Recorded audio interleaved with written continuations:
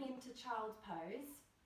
So bringing the hands down towards the mat, bringing the knees slightly apart. So bringing the knees towards each side of the mat, bringing the feet together, sitting back onto the heels and extending the arms forward, relaxing the head down. And just taking some nice deep breaths here. So breathing into the upper back, exhaling fully.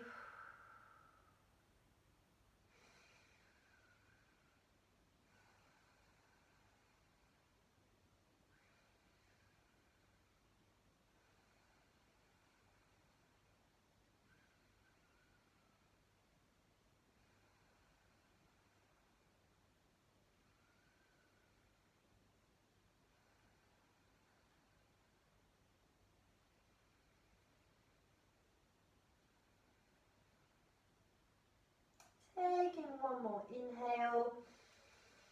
On the exhale, slowly starting to move back onto the knees. So bringing the knees together, bringing the arms underneath the shoulders. And we're going to move into cat-cow pose, which is really good for loosening up the spine, bringing that flexibility into the spinal vertebra. So on the inhale, arching the spine to look up. On the exhale, rounding the spine, looking towards the stomach. And we'll do that one more time. So on the inhale, arching the spine to look up. And exhale, rounding the spine.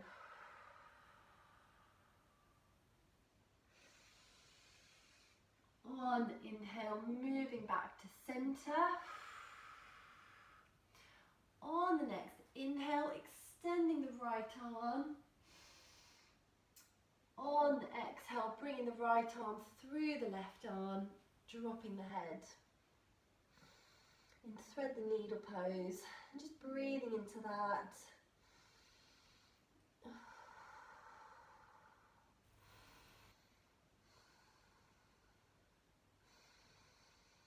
So this is a mild inversion, so we're just releasing the circulation, releasing the blood flow back to the brain, back to the face. Taking one more inhale. On the exhale, working the core muscles, lifting back to center. And we'll move to the other arm.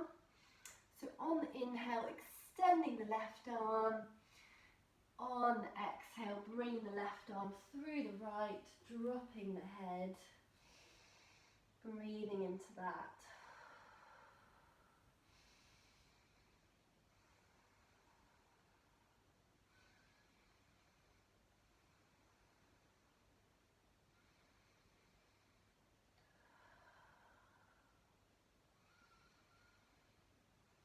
Taking one more inhale. On the exhale, working the core, lifting back to center.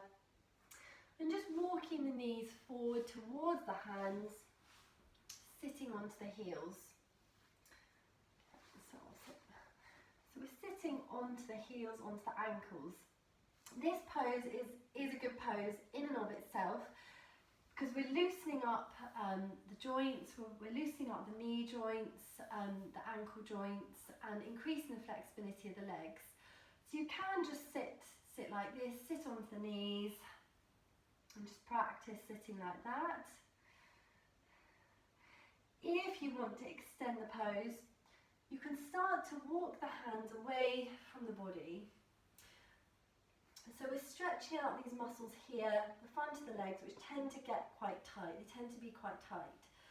So we're stretching out these muscles. You can stay here, or you can bring an elbow down, maybe both elbows. Breathing into that. And obviously the more you practice this, the looser these muscles are going to be, and the more flexibility you're going to have in the ankles, the knees, and obviously especially as you start to age, it's really good to work with the joints. So we can stay here, or or you can lower all the way down, so you can hold on to the lower part of the leg, ground through the elbows and lower down. In Thunderbolt pose. We can just stay here. You can stay here for as long as you like, as long as it's comfortable for you. Breathing into that.